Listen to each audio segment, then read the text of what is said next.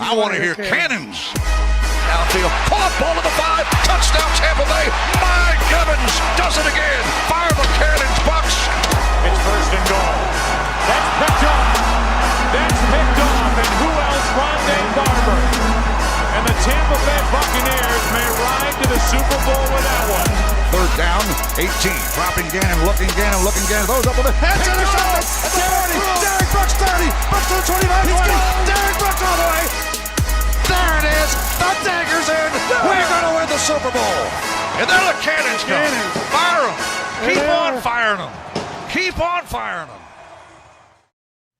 29-25, your final score from Mercedes-Benz Stadium as the Tampa Bay Buccaneers clinch a very important division win over the Atlanta Falcons and emerge victorious. They improved their record on the season to 6-7 after some late-game heroics from Baker Mayfield and the Buccaneers offense, and luckily the defense coming up big to stop Desmond Ridder and a driving Falcons offense from a repeat of what we saw in Houston against C.J. Stroud a couple of weeks ago. This time the Buccaneers emerge victorious, and they keep their postseason dreams alive.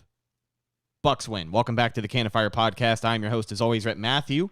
Joined alongside me, my good buddy and co-host from BucsNation.com, Evan Wanish. Evan, we're live on YouTube today taking some calls. Phones are open, 305-224-1968. The meeting ID for today's show, 832-4412-7759. How you feeling, friend? Yeah, I mean, hey, that was based on the first. Honestly, I thought there was a part of me, right, that when the Bucs were down 3, I was like, all right, and they were driving, right? I didn't know if they were going to score a touchdown, but I was like, man, they're going to kick the field goal, and I'm like, we're going to have to talk about a tie, aren't we? I was like, this is how that game is going to end, because why else wouldn't it end that way, right? I thought we were going to be talking about a tie, but no, I mean, obviously a huge win for Baker Mayfield, especially the way they won, especially for Baker Mayfield. A big win for Todd Bowles, of course. And, they made the plays. Obviously, we'll get into it. Did they play their best game? No, not at all. And neither team really, it probably should have been a tie, if you want me honest, because I don't think either team really deserved to win today. But the Buccaneers made just one more play than the Falcons offense did. And at the end of the day, that was it. So I think the biggest thing is no turnovers from the Buccaneers offense, and no turnovers from Baker Mayfield. I think that's the biggest thing from today, and I think that's a big reason they won. I think if there was a single turnover for the Bucs offense, I'm not sure this is the result that you get. So I think it was just key to limit those turnovers and create your own on defense. And I mean, just a massive win, and now it's all eyes on the next final 4 games here.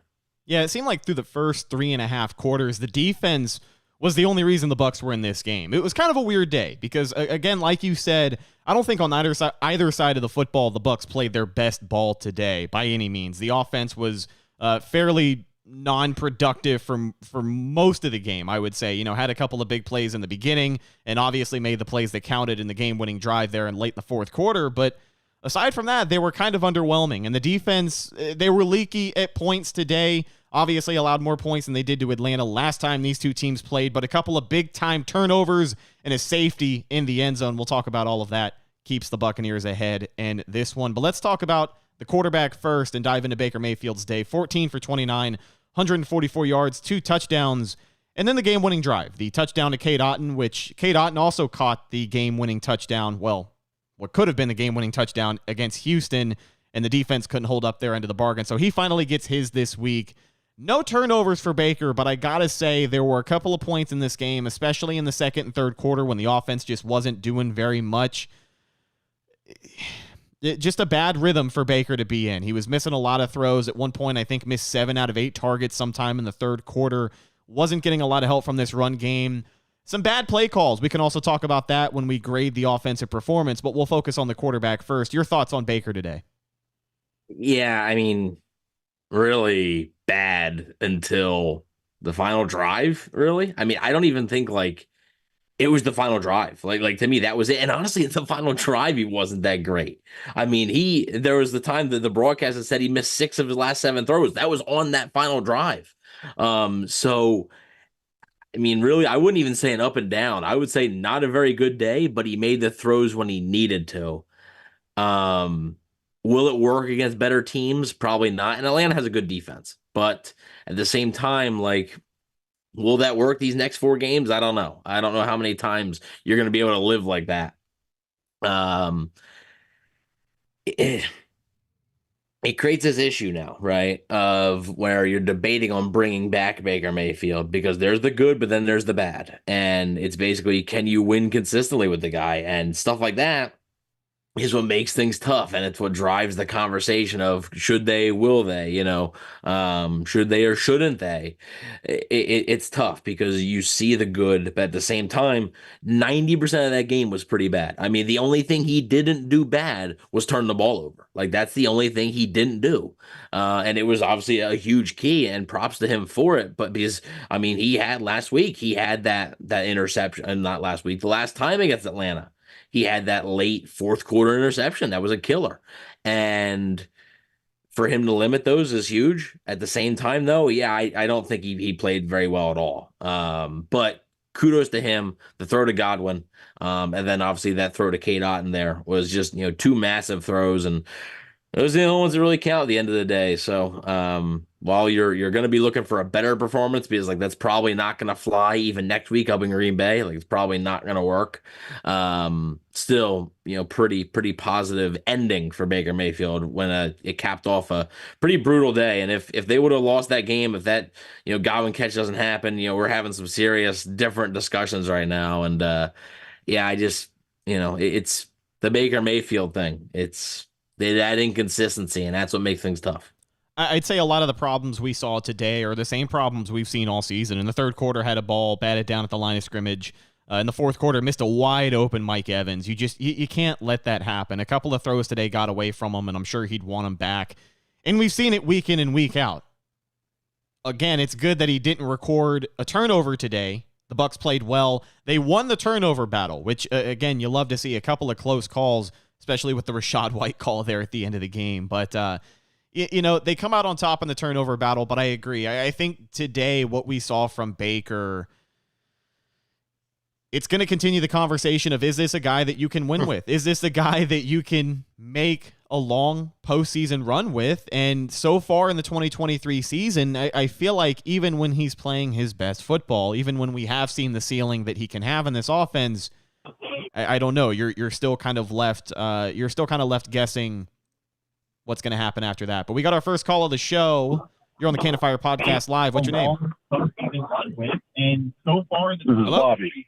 And I feel like even. Hello. Hello.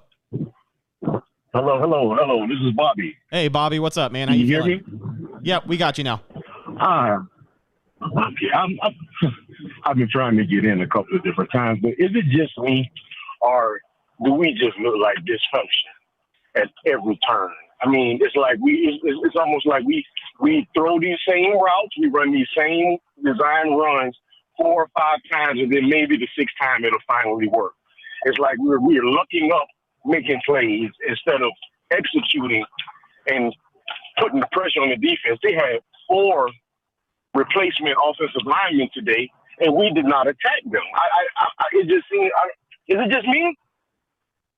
No, it's not just you. And I mean, I think that's part of the reason for the struggles on offense. And I do found what you said interesting about how not really executing. Sometimes it's more so luck, and I think they go hand in hand. I think you have to execute sometimes, but you also got to be lucky. And every team in the NFL, every contender, has luck. And I'm not saying the Bucs are a contender. I know there's going to be some saying they're not but this offense right now for what it is.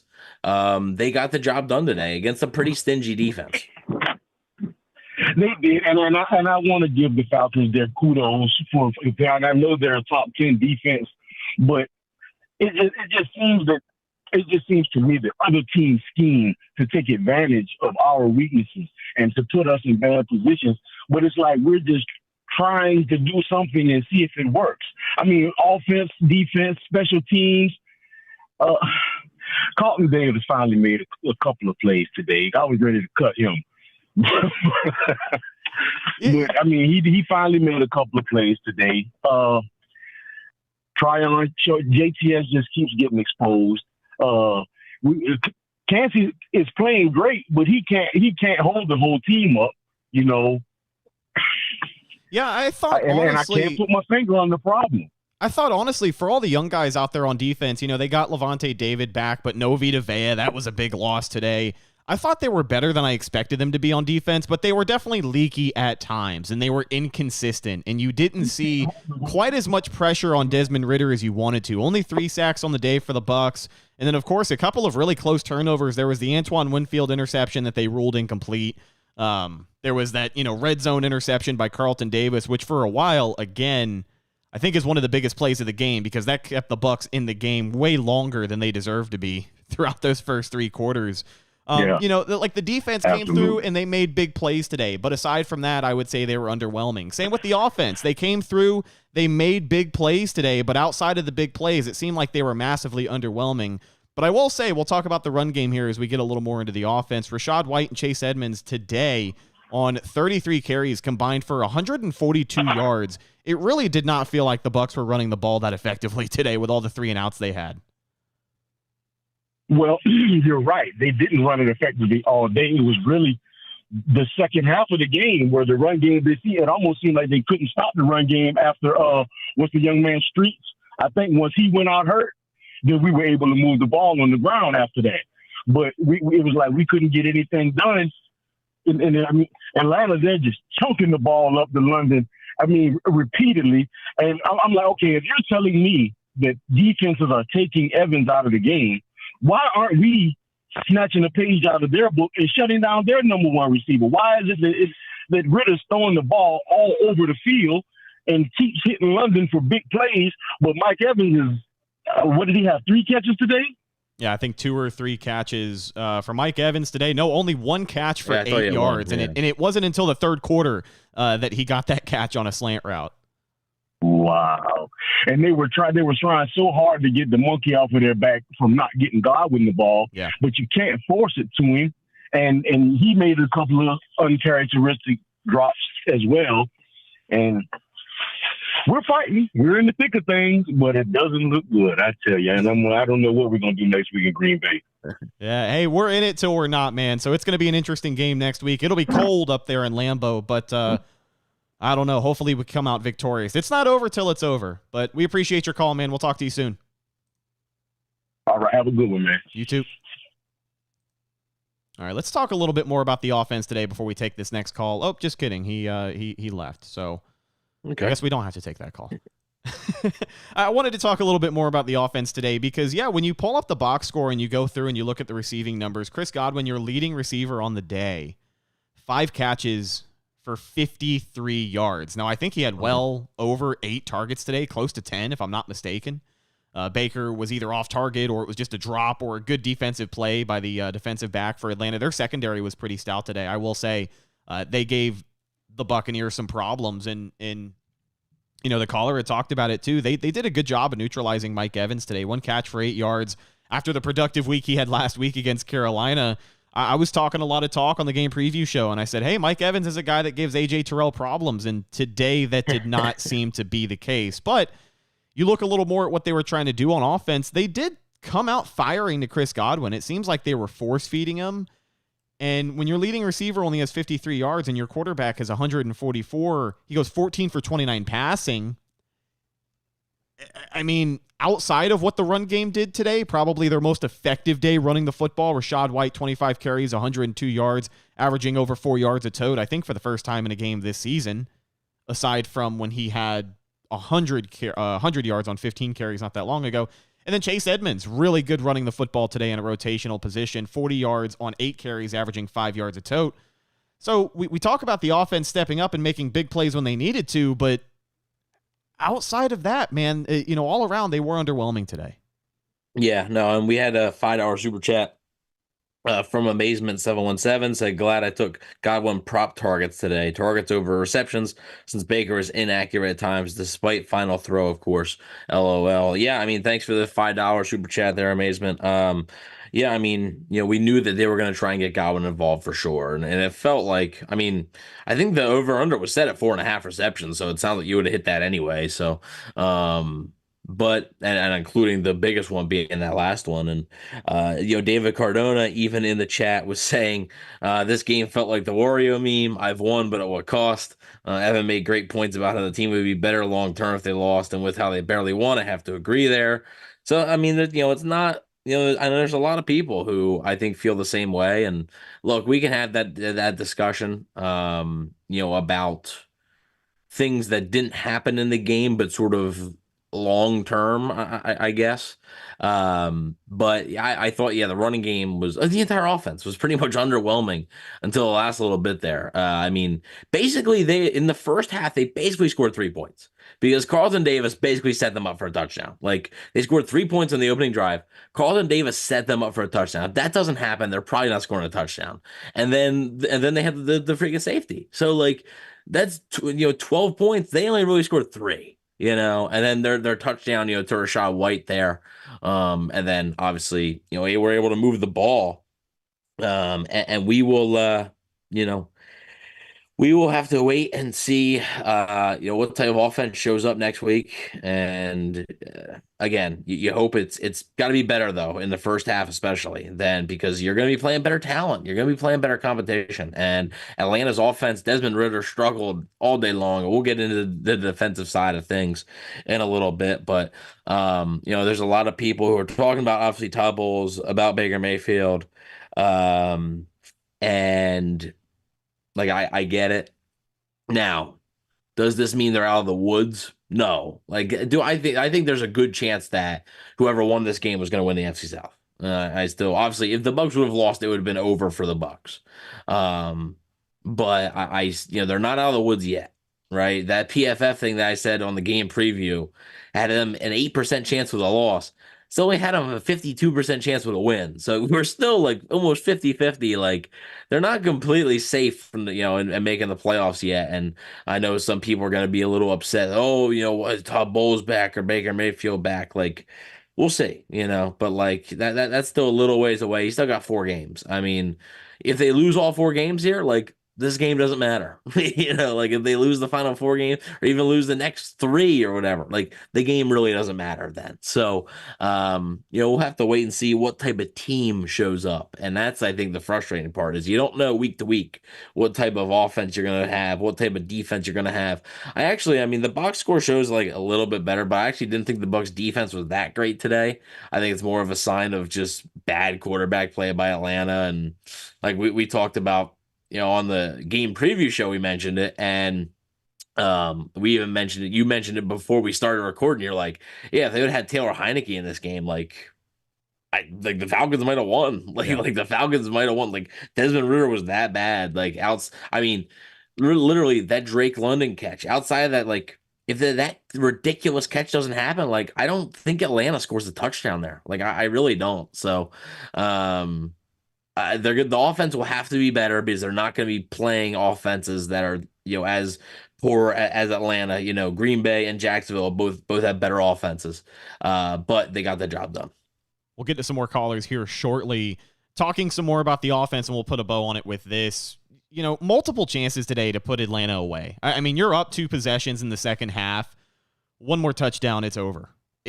That's what it boils down to. And there's been multiple times this season where this offense has been playing from ahead, and you have a chance to go out there, get 1 more touchdown, 1 more big play, and just put this team away. And obviously it came down to a last minute, desperation play from the Falcons, which they were 10 yards away from scoring. I mean, they had 75 yards to go, and they made it over halfway there. If they were playing for a field goal, this game would have gone to overtime. Like the defense was leaky today. On that final drive there? Yeah. The Falcons got the ball down to like the 4. Yeah. Yeah. Closer. If they were sitting at like the 20-yard line, it would have been a touchdown. Yeah. Yeah, it was so but always interesting. But I do want to talk about the offense, and this is the last thing I'll say before we take some more calls. I want to get your take on it. Play calling. Situational play calling tendencies by this coaching staff. First and foremost, the first drive of the game, the Bucs come out. They are rolling. Multiple first downs, targeting Chris Godwin. Baker's playing well. Starts the game, I think, 4 for 4 passing. Looks good. They come up on a, 4th and 2, 4th and 1. Baker is begging Todd Bowles to go for it. They cut the camera over to Baker Mayfield, and he's saying, let's go, let's go, let's go, let's go. And then he clearly gets frustrated when they get pulled off of the field. Whoa, I'm almost knocking the laptop you're getting off frustrated too. Yeah. I was frustrated too. I was frustrated because, again, I've gone on a rant about this before, but Todd Bowles, to me, has not decided how aggressive he wants to be as a head coach. When it's 4-down territory and you go for it, that's one thing. But I like the momentum on that opening drive for the Bucs. I like the field position. I like that they only needed 1 or 2 yards. Like, I thought the offense was in a good enough position to make the conversion there. And we saw Atlanta do it when they had the ball. They were in the same exact position where they were in similar field position later in the game. I think it may have been the very next possession for them. And they had a 4th and 1. Little play action rollout to the tight end. Dink it. It's complete conversion. So, on top of that, there's the other 4th down conversion. Or the only other one that they tried. It was, 4th and 3. And this one frustrated me the most because we talk about... Well, are you talking about the toss play? Yes. Oh, yeah. Yes, I am. Yes, I think am. I think that was 4th and 1 too, or 4th and 2. It was 4th and 3 because it was 2nd and 1, and we threw the ball 35 yards downfield. And then it was 3rd and 1, and Rachaad White could not pick up a single yard. He actually got stuffed behind the line of scrimmage. So then it was 4th and 3. And I don't know why out of the shotgun, a toss play to the left is the best thing we have in our bag of tricks, but that is just another conversion attempt where we seemingly pull out the worst possible play call I've ever seen. I mean, am I overreacting, or was that just? I mean, it was awful, right? No, yeah, that was bad. And I thought Dave Canales I'm not trying to be as down as maybe I even want to be, especially if, like last week, like we said multiple times, like it felt like if you listen to the podcast, you would have thought the Bucs lost, right? Because of how we were talking and stuff. But like the offensive game plan, the offensive play calling was not very good today either. Like I don't know how the Bucs won this game, if you want me honest. Like they lost this game because I guess Atlanta is just a tad more incompetent. Like, and honestly, the same could have been said from Atlanta's point of view, week 7, because Atlanta had 3 turnovers in that game, right? Desmond Ridder had 3 red zone turnovers in that game, and Atlanta still won. So Atlanta could have been thinking the same exact thing there. And but that 4th down call, the one to Rachaad White is brutal. The not go for on 4th down, that's a Todd Bowles call, and that's. Look, man, like I've talked about it, how I think it's, I'm not, obviously not rooting for them to lose. And again, I preface this with saying it is 2 different things to root for them to lose versus acknowledging that it's probably best for them to lose, like best for them long term. It's 2 different things. And I just don't know, like that's who he is, like that is who he is. That's the type of head coach he is. And looks like he might be getting yet another year in Tampa Bay. So, we'll have to wait and see. Again, they're not out of the woods yet. They haven't, clinched a playoff spot. But, it is frustrating because even though, sure, you have faith in your kicker, but like, dude, go for it. Like it was like 4th and basically inches. Like I don't understand why you weren't going for that. In that spot to set the tone on the opening drive. You could have scored a touchdown, started off with 7 instead of 3. I mean, and 57 yards. Chase McLaughlin has been fantastic, but that is not a gimme field goal for anybody. 57 yards. If he misses that, it's a completely different game. I mean, it is a completely different game right out of the gate. So, you should have been more aggressive there, especially in a game of this magnitude. But that's the type of head coach he is. And look, he's not going to change. Like, that's just how it is. Yes. 3rd down efficiency was awful today. 6 for 16 on 3rd down. And that's why I felt like the Bucs just constantly were facing 3 and outs. And in the 2nd and 3rd quarter, so when everything slowed to a halt, there wasn't a lot of production. You did get some meaningful carries from Rachaad White and Chase Edmonds, especially when Edmonds was getting hot there in the second half, but it just nothing felt effective. Nothing felt like it was creating the distance that it needed to on the offensive side of the ball there in those key quarters. Also, only 1 sack allowed today by the Bucs. Baker's probably lucky it wasn't more. I thought he was playing and he held the ball. He held the ball for too long. He was showing that hesitancy in the pocket where he doesn't want to pull the trigger, and he ultimately just puts himself in danger. That pocket collapses. You only have so much time when you hold on to the ball for longer than 3 seconds, I don't know many good things that are going to happen. But luckily, he's shifty enough to get away from it, and the Bucs only give up 1 sack on the day. Let's get to this caller. They've been on hold for a little while. You're on the Cane and Fire podcast. What's your name? Hey, boys. This is Zach from Wisconsin. How are we doing? What's going on, dude? How you doing?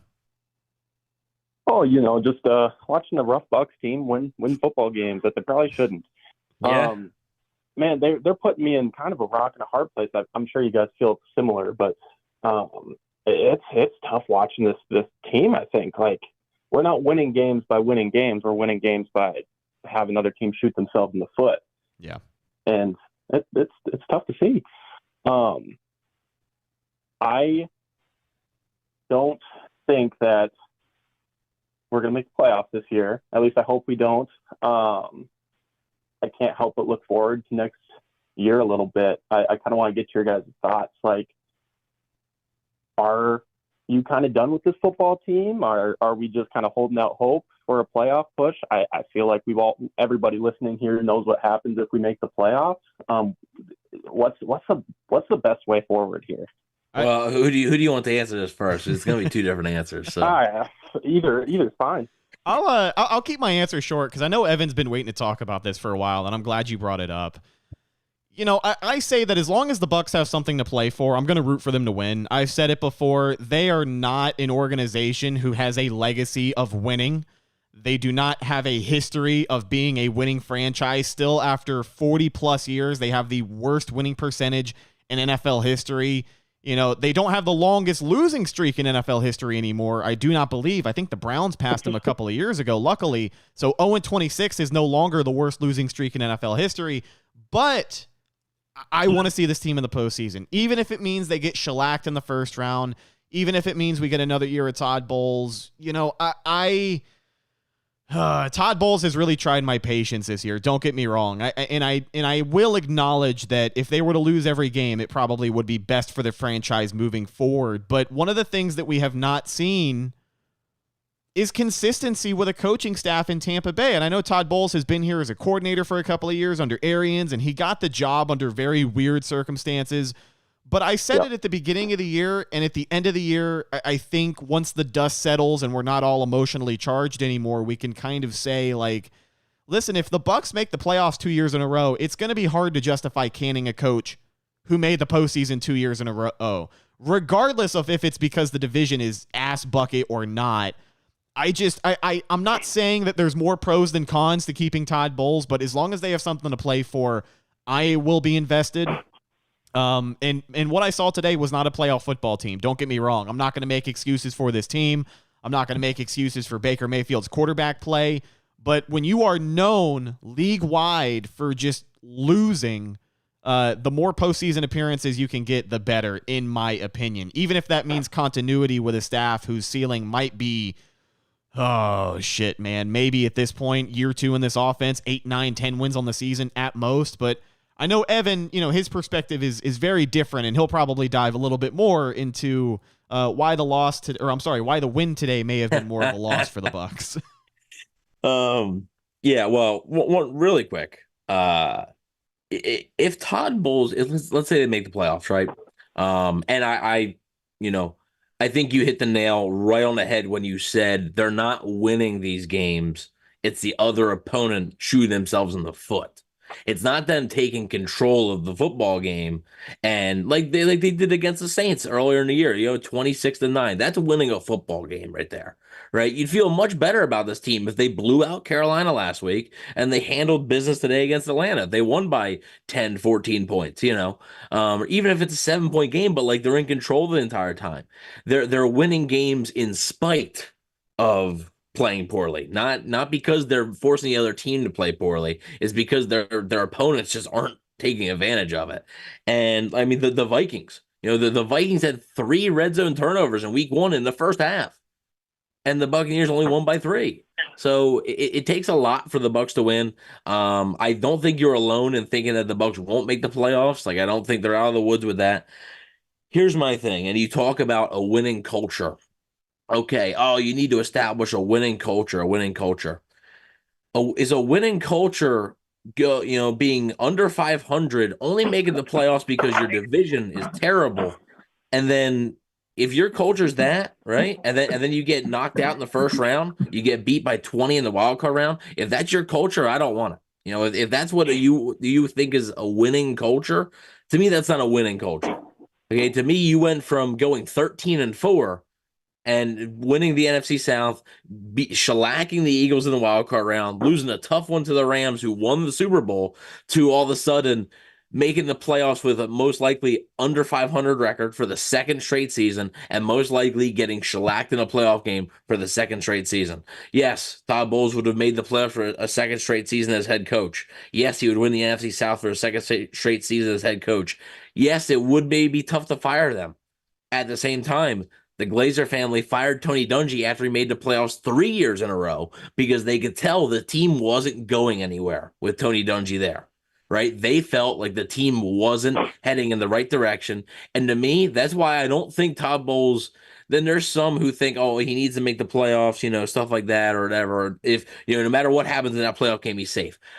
I think that to an extent. I think if that playoff game is like 34-10, 35-13, 35-14, I don't think he's safe. Like, I really don't. If they go out and they aren't even competitive against these playoff teams, where's the progress? And I think that's where you said, stuck, it's a rock and a hard place. It really is for a lot of fans, because the same time you want to win, and I get it, right? Fans always are going to want to win. But they also, it's in the back of your mind that you're like, you know what? Like for right now, okay, it feels good. But for 3-4 years, 5 years down the line, are you going to be looking back at a game like this? If the Falcons end up picking a Jaden Daniels or a Michael Penix Jr. and they turn into a star, and the Bucs are sitting there 5 years from now having to deal with Jaden Daniels being a Pro Bowl quarterback in their division, you're gonna be looking at that game saying, "Man, that could have been the Bucs," And now here the Bucs are stuck sort of in the same spot they've been. So I just don't. Personally, I would fire Todd Bowles no matter what. That's my personal opinion. I don't think they're going anywhere with him. He's had one winning record his entire career as head coach, and that was his first ever season as head coach at the New York Jets. It was 10-6. Ever since that, he's been under 500 every single season.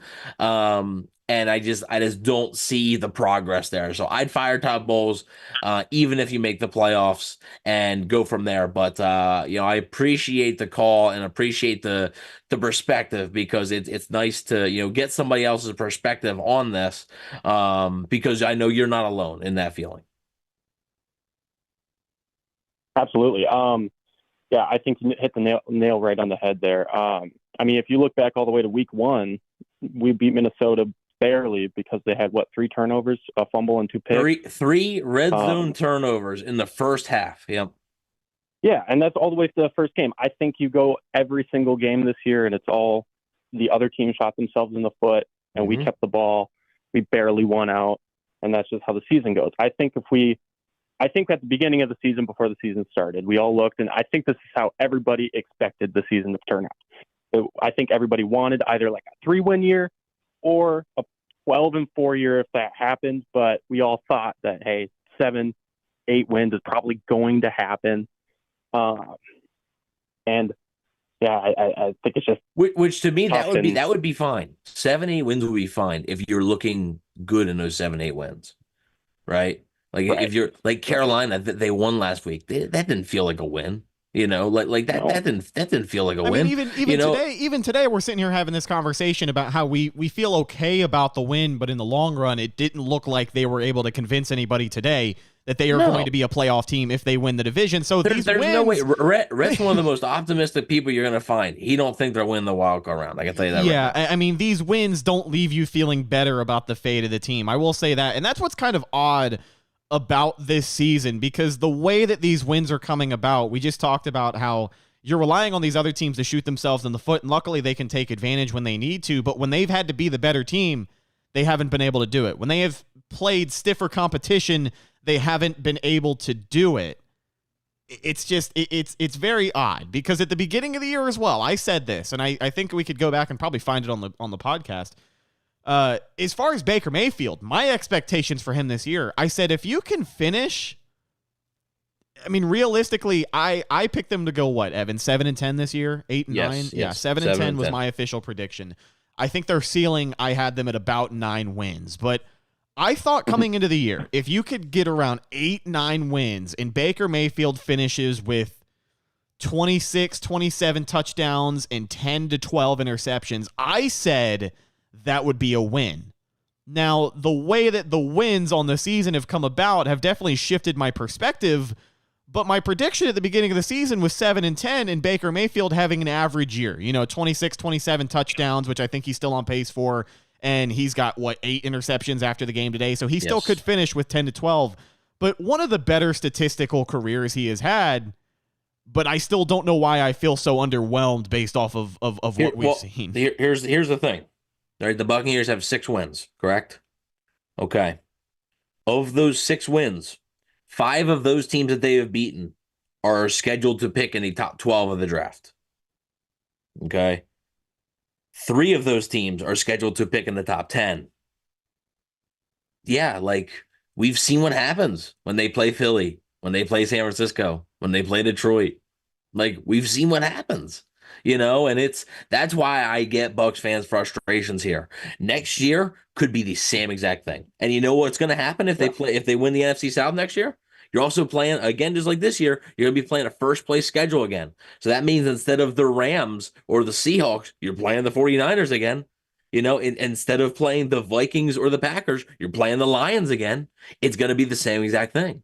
So that's why I get the fans that want to move on. I completely understand. And I think you might get your wish. Because, look, there's no guarantee they make the playoffs. But even if they make the playoffs, I don't think Todd Bowles' job is completely safe. Zach, final thoughts before we let you go. Yeah, I just got one more question for you. I'll be at the Packers game next week. Awesome. I got a prime seat right behind the goal post. Is the state of the team bad enough? Do I need to bring the paper bag?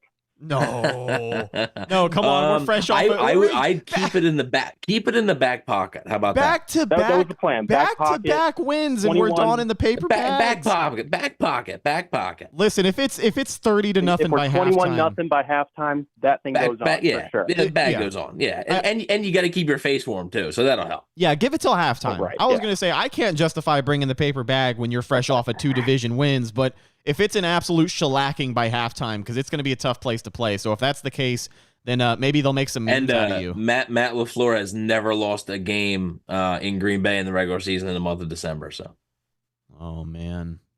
Right. Well, I will bring it for the back pocket. Maybe I'll write a little message for you guys on there. All right. Yeah. Sweet. Yeah. Take a picture. Send it to us. Yeah, that'd be awesome. Maybe you'll get on TV. Alrighty, will do. All right. See Thanks, you, man. Zach. Thanks, guys. Yeah, here's the thing. Great call. Today, it took, and I explained this to you earlier before we, hit record. What did it take for the Buccaneers to win a game by 4 today? It took a safety, an interception, a quarterback that missed multiple throws, also missed a touchdown on his first drive. It took one of the better field goal kickers in the NFL making 2 kicks he normally makes, all to win by 4 points. It's just, for them to beat the Vikings, it took 3 red zone turnovers all in one half of football and a 57-yard field goal to beat the Vikings. It took a pick 6 by a defensive lineman to beat the Bears. It's just, there's so many things that have to go right for this team to win, and it's just not sustainable. It's simply not sustainable. Will you win some? Yeah, obviously, we see that. But, long term, it's not sustainable. And that's why, do I expect them to beat the Packers? No. Do I expect them to beat the Jaguars? No. The next game I think they can realistically win is the Saints. And honestly, the Saints look bad, sure. But, and they blew that game open against Carolina, but they were struggling for a good bit of that game. But But again, it's sort of flipped now, right? Do I really see the Bucs sweeping the Saints? Just like how, like when I picked the Bucs to beat the Falcons, I was like, I just can't see the Falcons sweeping the Bucs. Can I see the Bucs sweeping the Saints again for a second straight year after the Saints have had such, their number? I don't know. Like I don't know. So, to me, it takes so much for the Buccaneers. So much has to go their way for the Bucs to win. And just like that Rashad White fumble, this game could have been done right there. If there's that ball was out, and I didn't think the ball was out initially. I was like, okay, it's just that ball was out. That was a fumble. I was convinced that's how they were going to lose it. I full on expected this game to somehow be just a heartbreaking loss. When what was it? Drake London came down with it inside the 5-yard line on the last play of the game. My heart sank. It felt like they were one catastrophic play away from either going to overtime or, realistically. And to me, and here's the other one more thing, and then we'll get back to the defense in the actual game, because I don't want to spend the entire time talking about this. And we can actually talk about this. We're actually having a special show tomorrow, which is a special guest who I'm not going to reveal who it is. They've been on the show before, but we will be talking with that special guest about not necessarily about this game, but about the state of the team and where they should go moving forward. So basically, I think next year, right, when you're looking at this fan base heading into next season, right? Let's say the Bucs go 8-9 or 7-10. Let's say they go 7-10, miss the playoffs, you keep Todd Bowles. Let's say they go 8-9, make the playoffs, but you get bounced in the first round. What is getting the fans excited for next season?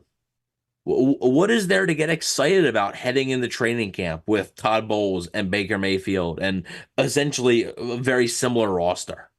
Like, what potentially, by the way, maybe without Mike Evans, maybe without Levante David, what would get the fans excited for this team next year if they were to basically tread water? To me, if you're in the middle, you're last, basically. The Ricky Bobby thing, if you're not first, you're last. No, if you're in the middle in sports, if you're in the middle, you're last. Because it is no man's land. You're not high enough in the draft to get a difference maker, but you're also not good enough to win anything serious in the playoffs. And right now, that's where the Bucs could end up. I mean, they really could end up. And I'm not trying to be, and I think Amazement even said it, it's not negativity, it's honesty. Yeah, it's like just I'm being honest with you guys. Yeah, and that's all we've wanted to do since we started this podcast. I know we've said it a bunch of times, but you want to be as realistic as possible. Like, I love to come on here and be positive, but I'm not going to be one of those people who denies the fact that the Bucs missing the playoffs is probably going to better their chances at potentially getting their next quarterback. I don't know if another year of Baker Mayfield or even another year of just a stopgap free agent quarterback is going to be what takes this team to the next level, especially when you talk about the young roster that they're building around now, and then, of course, the guys like Mike Evans, who you still want to maximize the years you have left. I think the Bucs get an extension done with Big Mike after this season, but what does that extension look like? 3-4 more years? You're going to want to make sure. But let's say they don't, though. Right? How then, if you keep Todd Bowles, keep Baker Mayfield, and Mike Evans walks, how are you going to get anybody excited about this team next year? Like, what are you doing in the offseason that's going to get anybody excited about this team? Yeah, there's a majority. I'd say the vast majority of the fan base, closer to over 60%, would prefer Todd Bowles not be back as head coach next season. So it's going to be interesting. And I can tell you right now, if it's given the choice between Mike Evans and Todd Bowles, 100% would say to Todd Bowles goodbye. Yeah, without a doubt. Let's talk about the defense real quick before we take our final call of the show. I wanted to talk about the positive. There were a lot of breakdowns today that we have not seen in the past. Kind of an up and down day. Talked about how they were leaky, but they made the plays that they needed to, and honestly, they made the plays that kept the Bucs in this game. So hats off to Carlton Davis. Hats off to Desmond Ridder, too. Yeah, I mean, hats off to Desmond Ridder, but hats off to Carlton Davis. And honestly, hats off to Zion McCollum. I know a couple of plays he got picked on, but I thought both of those corners in the absence of Jamel Jean, Carlton Davis has been playing great since he came back from that injury, and Zion McCollum had to bounce back from his performance last week, but he was great today, led the team in tackles. Yeah, I actually thought McCollum was better than Davis today. I know Davis had the interception, but also had the hands to the face, which wiped out an interception by Antoine Winfield, who Antoine Winfield probably has fallen that Pitts touchdown, but Yeah. bounced back obviously with the safety. And it would have been an interception. Would have been his second straight week with an interception. But yeah, I mean, I thought that again, it's tough to evaluate this defense completely because I do think like Desmond Ridder bailed him out sometimes, man. Like he definitely did. And Jordan Love has been playing fantastic football. Yeah. Then you got Trevor Lawrence, who I know he's a little bit banged up, but he's still Trevor Lawrence. Lost to the Browns today. Yeah, He did yeah, I know, lose but I mean, to the but Joe Flacco Browns the Browns have a decent defense though. Like the Browns defense is pretty decent. Well, the Browns are a team that all season, and not to make this a Browns show, but I'll just say this: the Browns are a team all year that we have said most people. Oh no, have it's said, fine. The chat's talking about the Browns enough. So yeah, well, most people have said the Browns are a QB away from being a decent football team, and it looks like Joe Flacco, even though he did have the pick today, he's elite. So he's still got a little bit of that magic at 38 years old. Look at Flacco go. He is elite. And I mean, and it was a close game. I mean, 31-27. Lawrence threw 3 picks, but threw 3 touchdowns. So I mean, you know, and like Derek Carr, I don't think Derek Carr is very good anymore, but he's better than Desmond Ridder. Like, I think he's better than Desmond Ridder. Nicholas Rodriguez with a $2 super chat says McCollum is better than Dean. You know, definitely, I don't know. I think he's had a better season. It had a better season. Again, I bring up that point, right? There's a difference between a good player playing bad and a bad football player. There's a difference. There's a big difference. And I think what you've seen with Dean and what you saw with Davis at times this year was good football players playing bad. I think that is a big difference. And, you know, the defense did their job, but Desmond Ridder definitely bailed him out. I mean, definitely bailed him out. And also, one more thing, and I hate to end it with a negative note, but man, this pass rush sucks. I mean, I understand you're without Vita Vea. I get it. But, dude, the Falcons were down like 4 offensive linemen, and Ridder still had all day to throw. Like, did Shaq Barrett play today? Like, I mean, what's he doing? I understand. I understand completely. It felt like an incredibly underwhelming day. He might just be cooked. Yeah. I agree. It was an incredibly underwhelming day. He might just be cooked. It felt like they should have been all over Ridder. It really did. Because, again, you mentioned the 4 backup offensive linemen and just how time and time again he had so much time to throw. Like, the blitz wasn't even really getting there either. And you invested a first-round pick in Joe Tryon-Shoyinka. Oh, God, let's talk about that, too. You invested so much money into Shaq Barrett. I mean, Kalaji Kancey played decent today. Yeah, Diaby didn't really do much, but those guys are rookies. You know, you paid Anthony Nelson a good chunk of change. Where are these guys? Yeah, you know, where are you guys? I mean, this pass rush, and yeah, we can talk about Joe Tryon-Shoyinka because I missed on him. He is a bad football player. On that Desmond Ridder touchdown, I don't know what he's doing, and also and I understand it, but hindsight, I would have been right. Pretty dumb by Ridder to score there, but just saying. Because you could have gotten the first down without getting the touchdown. Would have ran off more clock. Giving the Bucs and then time. You would have scored. Yeah. So, but I'm never going to fault. It's tough for a player to, if I'm in the moment too, I'm probably taking the touchdown as well. But, yeah, Joe Tryon-Shoyinka is, he's not going to be off the team next year. Like, he's going to be on the roster, but he's not going to be a starter for this team next year. No, he's not. He's already been jumped in the depth chart by rookie Yaya Diaby, who, again, didn't have the best day today, but he's a rookie, and he's not going to blow up off of the depth chart like he has every week because he is playing far ahead of schedule. But JTS got his lunch money taken on that one. KJ Britt also had a pretty strong day. Did not see a lot of Servassier Dennis out there, if at all. So you got a handful of KJ Britt after leaving the game due to injury last week. He was great. 8 tackles today, lining up next to Levante David. They were a 1-2 punch, and I like the hustle that I saw from Britt. Let's get this call out of the way real quick. Our final call of the show. Really quick. They don't have to play Devin White. They don't have to. We'll talk about that here in a second. But you're on the show. What's your name? Hello? Yep. What's up? It's Corey from Nashville, guys. How you doing? Corey, what's up, dude? What's up, man? That's my 1-year-old's first game in person. We drove down to Atlanta and come to the game. The atmosphere was amazing. You know what Canales reminds me of? Y'all know that baby toy where you got the square, the triangle, and the circle? He really tried to put that square in the circle, like, and the peg, the little wooden peg for it. Yes, square pegging around hole, man. Hey, if you're talking about the run game, though, today, you can't argue with the results. 142 yards on the ground and 33 carries, if that's what you're referring to. Let me. Okay, all right. No. Here's the thing about the run game, though. That second half offense, we got going later in the game, but that was some of the worst football I have ever seen. Like, from both teams. Yeah. At one point, there was 5 possessions. There was 5 possessions in the third quarter, and only 6 minutes went off the clock. 5 possessions. Both teams had the ball, and we were getting our third. We were going on 6 possessions in 1 quarter and 6 minutes off the clock. Yeah, I think it was late in the third quarter, and both teams combined had a total of 3 first downs in the quarter. Like, it was crazy, but how often, as a Bucs fan, in the last few years, even Tom Brady's couple years, 3 years, have we been really poor at running the ball?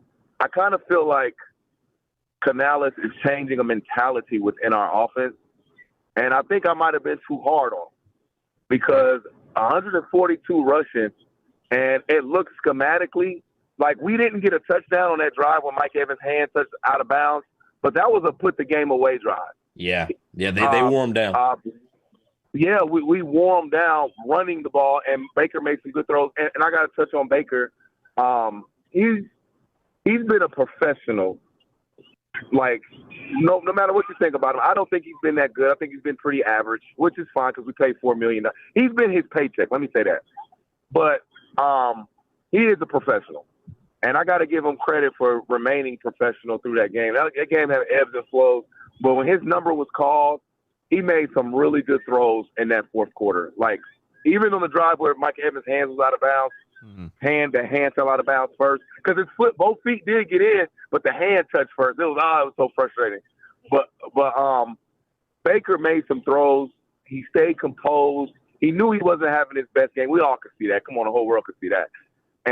But he stayed composed. And when it was time, because that throw to Chris Godwin, if he's a little late on it, it's intercepted because he had to put just the right amount of touch for Chris to go get it and make that huge play on 3rd and 10. And I got to give Baker a lot of credit, more credit than I have been doing in recent weeks. I mean, back-to-back games, they're division games. Falcons hadn't given up a touchdown in 2 games. We go in there and scored 3. We scored 3 touchdowns or 4. Yeah, 29. I believe 3. He ran one in. Cade caught one. Yeah, 3. We got 3, and Rashad caught one. Mm-hmm. And we scored 3 touchdowns on a team that hadn't been giving up any. And like I said, Canales, he's doing that peg hole, but I gotta take it as a macro approach. I gotta look at what he's trying to establish, like the identity he's trying to establish as the Tampa Bay Buccaneers. Because Rashad White can do it all.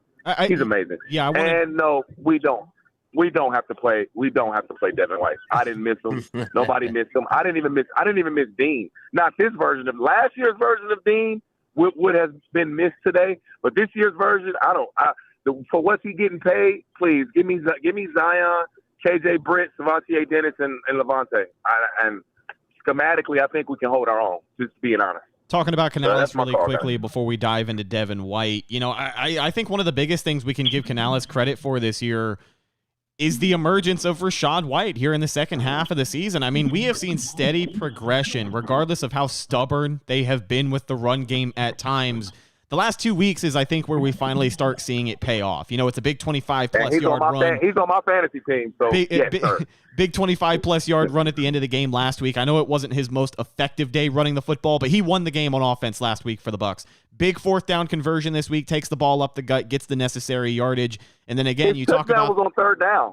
You talk about the effectiveness. Yeah, you talk about the effectiveness of him and Chase Edmonds today. I know that there were a lot of 3-and-outs, and we can talk about the underperforming offense today.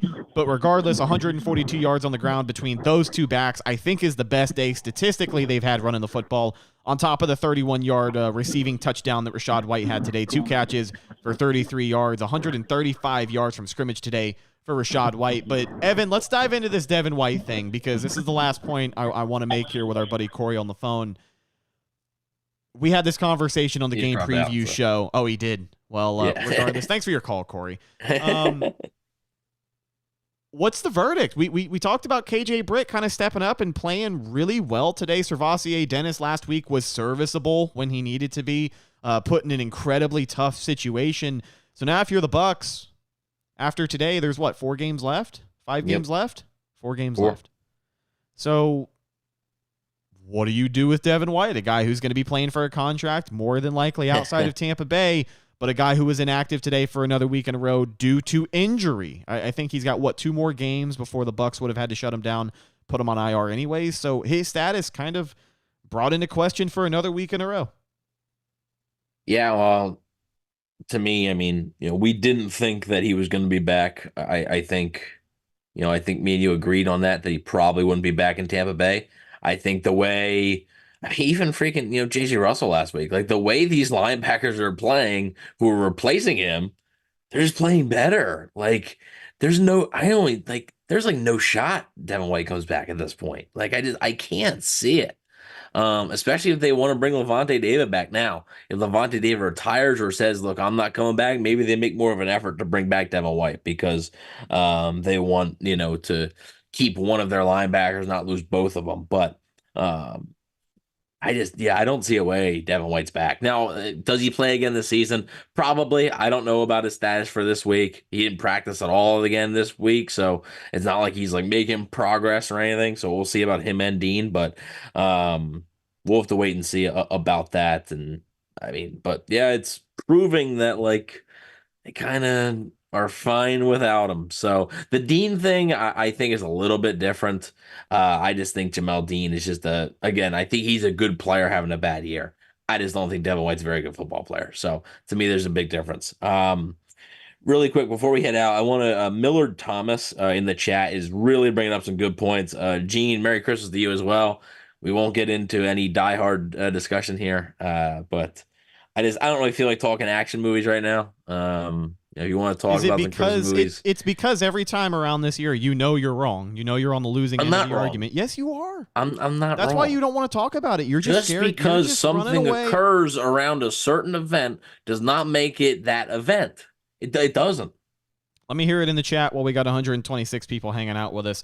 Is every football movie like a Halloween movie because it occurs in the fall? I want the chat to answer us now because this is out of our hands. We've been having this conversation for 5-6 years now on the podcast. I want to hear it in chat. Is Die Hard a Christmas movie? Yes or no? And then Evan, I'll toss it back over to you. We'll wrap this thing up while they answer. Yeah. Anyway, yeah, Millard Thomas is bringing up Carson Wentz. Actually, yeah, thank you, Daniel. Appreciate it. Carson Wentz is a pretty good actually comparison for the people that aren't sold Baker is back. He, bringing up that, look, Carson Wentz made the playoffs with the Colts in his first year and then was gone. Because the Colts saw Carson Wentz went 9-8, 3,600 yards, 27 touchdowns, 7 interceptions in Indy, and they made the playoffs. They lost in the wild card, and then he was gone. Actually, no, they didn't make the playoffs. No, they lost last week to Jacksonville. Yeah, they did not make the playoffs, but they still, they had a winning record. Yeah, they missed the playoffs. It was winning you're in, and that was the big thing around Wentz is that you look at the records that he had. You look at the 27 passing touchdowns, 7 interceptions. It looks like a solid year. It's a better year than Baker's having so far, but he was failing the eye test week in and week out. He sucked down the stretch for Indianapolis, and that's a big reason why they lost that game to Jacksonville. Yeah, and look, Baker's played better, but at the same time, Baker Mayfield isn't out of the woods, and he also brings up the Eagles made the playoffs, and then in 2019 they made the playoffs, and then that 2020 draft, what'd they do? With Carson Wentz still on the team, they drafted Jalen Hurts in the second round. So it's not, and Millard is bringing up a great point. You need a talented rookie quarterback on that rookie deal. That's so huge for team building. I mean, that is, and look, the Bucs don't have a lot of resources right now devoted to the quarterback position as far as money goes, because they're only paying Baker Mayfield like $4 million. He might reach some incentives to get that number up a little bit, but if like the last few years, obviously with Brady carrying a big cap hit, they had a lot of resources there. But when you have that rookie quarterback on a contract for 5 years and he's cheap, young, and talented, man, that makes your roster building just so much easier. And you can do all this fun stuff. The Dolphins had two on this rookie deal. You draft Jalen Waddle, you trade for Tyreek Hill. You can do a lot of fun stuff. Josh Allen, the Bills had Josh Allen on his rookie deal. They traded for Stephon Diggs. Like the Eagles had Jalen Hurts on his rookie deal. They traded for AJ Brown. Like you can do a lot of the fun stuff. Like the Bucs were constantly making moves in the offseason when Jameis Winston was on his rookie deal.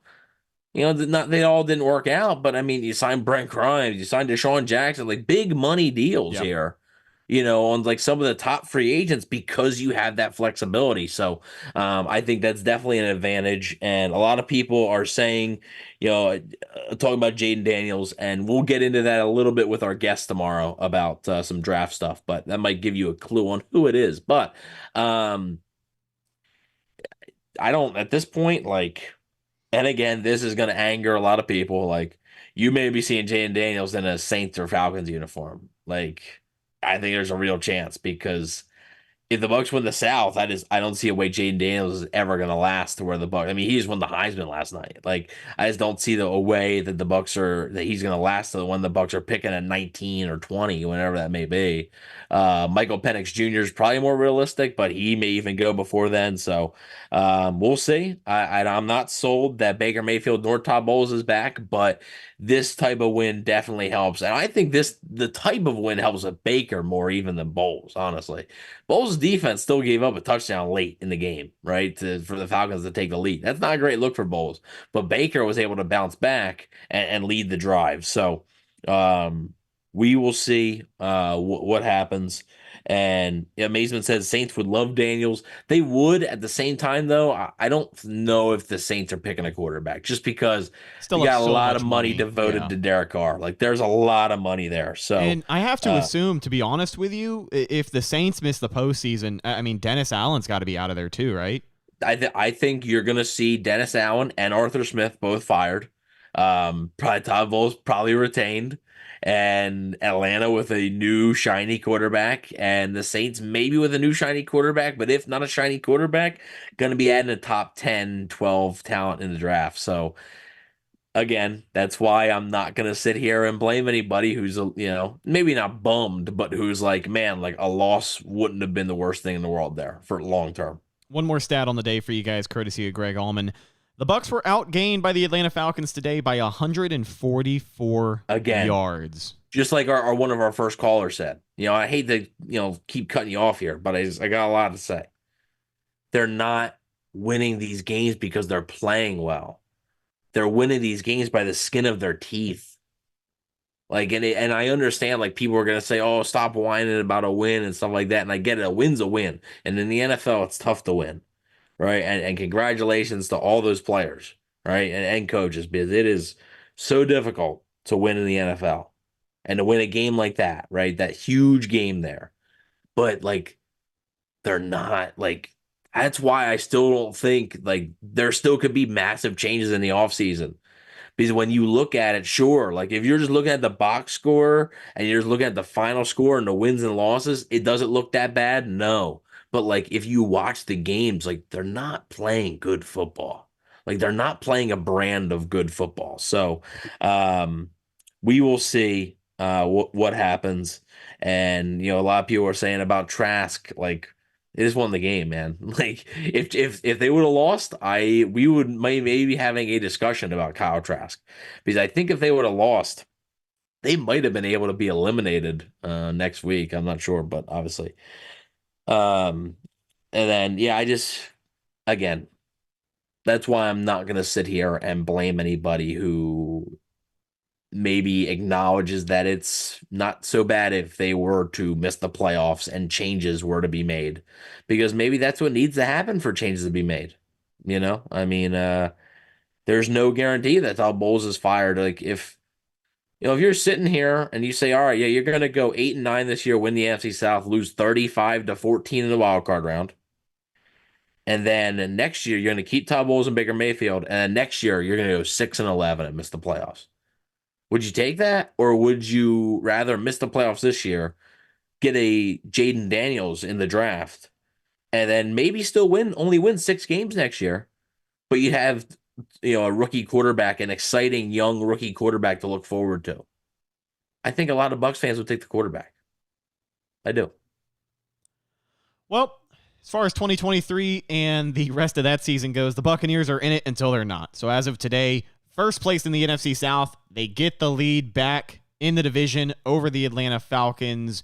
And you do have a tough game on the road next week against the Green Bay Packers, who have been trending upwards. It's in Lambeau. It's in December. It's going to be cold as hell. But we'll see what happens. This team, I will say this. All right, and this is my final take on the subject. This team has surprised me once this season, and that was the 3-1 start when they surprised everybody. Now, did they fall off and prove that they're not going to be worth a damn come the postseason? Maybe. Probably. Maybe. And I did discount my personal hope that they're going to be able to string some games together here at the end of the season, which I still do not think, in my optimistic heart, they're going to be able to win, 2 out of the last 4 games, really? Yeah, let's take really quick, just right at the end of the pod here. Do it. Obviously, we know who the Bucs have, right? Bucs have at Packers versus Jags in Tampa versus Saints in Tampa at Panthers. That's their final 4 games. The Falcons' final 4 is they play the Panthers in Carolina next week. They're home to the Colts. They play the Bears in Chicago, and then they finish up with the Saints in New Orleans. Then if you go over to, and we're not going to talk about the Panthers, obviously, there's no sense. Then you go over to the Saints. They have the Giants in New Orleans. They travel to LA to play the Rams. They play the Bucs in Tampa, and then they finish out at home against Atlanta. So, yeah, I mean, well, you got to go to it. You got to have 2 wins. That's a minimum. I mean, that is an absolute minimum. Because if you go 1-3, it doesn't matter. And dare I say, and I caught some, actually, I texted somebody, not like a source thing or anything, but just like talking to somebody and saying, like, do these next 2 weeks really matter that much? Because, like, I mean, you're focused on the division. You know what I mean? Right. That's like, not... to me, I'm like sitting there and I'm like, the next, like, if they lose the next 2, like, unless Atlanta and New Orleans were to both win the next 2, which I guess is possible. Like, Atlanta's playing Carolina next week. Atlanta's probably going to beat Carolina. Then Atlanta has Indy. Like, Indy's playing well, but they just got blown out today by Cincinnati. Like, Atlanta can beat Indy. Then the Saints have the Giants and the Rams. The Saints can win those games, I guess, but, like, feels like the last 2 games of the season are kind of going to be way more important than these next 2. So we'll wait and see. Yeah, I think it's going to be telling how they play against, 2 better football teams. I know Green Bay, a lot of people would say they're overrated, but they've been playing good football lately. They have been trending upwards ever since Thanksgiving when they kicked the shit out of the Lions. Not a lot of people saw that coming, and Jordan Love has been getting better every single week. So it's going to be a test. Kansas City, and like I know Kansas City ain't playing good football, but like who saw that? Who saw that coming? You know what I mean? I don't think anyone picked the Packers to win that week. And then, of course, Jacksonville, I think 2 weeks from now, if Trevor Lawrence was out there toughing it out today, I mean, he did throw 3 picks, but I feel like 2 weeks from now, that pain management issue isn't going to be as much of an issue as it was today. So if the Bucs can play well, then I still like their chances going into those division games because you have to win it. You're playing for the NFC South. You're not playing for a wild card spot. You are playing for the division. And for Todd Bowles and a lot of these guys, I mean, even Baker Mayfield, the quarterbacks we've had about the conversations we've had about the quarterback, good Lord, starting to jumble my words up here. It's going to be important, but it's going to be incredibly telling how the Bucs play in these 2 games coming up. But ladies and gentlemen, I believe that's just about going to do it for this week's post-game episode of the Cannon Fire podcast. Thank you to everybody who listened live on YouTube and all of our people for calling in. Zach, Robbie, Corey, I really do appreciate you guys and look forward to hearing from you. Win, lose, or draw. We will be back with you live tomorrow for a special Victory Monday edition of the Cannon Fire podcast. Special guest. Yeah, I'm going to let you guess who it is. We've had him on quite a few times before. He's one of my favorite guests. I know he's one of Evan's favorite guests. We love talking ball with this guy, so it should be a really good show tomorrow as we forecast not only the rest of the regular season, but potentially the next few seasons for the Tampa Bay Buccaneers. Follow the show on social media, Facebook, Instagram, and Twitter. All of those are Cannon Fire Podcast. Best place to go for updates on the show. And, of course, Tampa Bay Buccaneer news as it happens. Speaking of Bucs news as it happens, you can follow my co-host Evan on Instagram at Bucs_daily. You can also find him on Twitter at EvanNFL and check out his written work at BucsNation.com. What have you got this week? Yeah, obviously going to be probably doing the post-game reactions, which basically just looking on Twitter, looking at some tweets and stuff and posting them. So it's like a compilation, I guess you'd say, of tweets throughout the game. And then obviously keep an eye on the Q&A with the Packers SB Nation site. I'm not 100% sure what the name of it is on top of my head, but I'll have that as well as X Factor. So my X Factor this week was Baker Mayfield, and I basically said like the biggest thing for Mayfield is protecting the football for the Bucs to win, and he did that. So we'll see who this week's X Factor is going to be. Last but not least, you can find myself on Instagram and Twitter /X at Retticus, RHETTAKUS. If you follow me, I will follow you back. We'll talk to you tomorrow. Should be a good show. I am excited. We will be live. YouTube.com/Canonfire Podcast right around 2 p.m. Eastern Standard Time is what I'm thinking. So keep an eye out. Should be a great discussion. Hope to have you tuned in. I'm your host, Rhett Matthew, signing off for my co-host, Devin Wanish. We'll talk to you in the next one. Until then, and as always, thank you for listening, and go Bucs.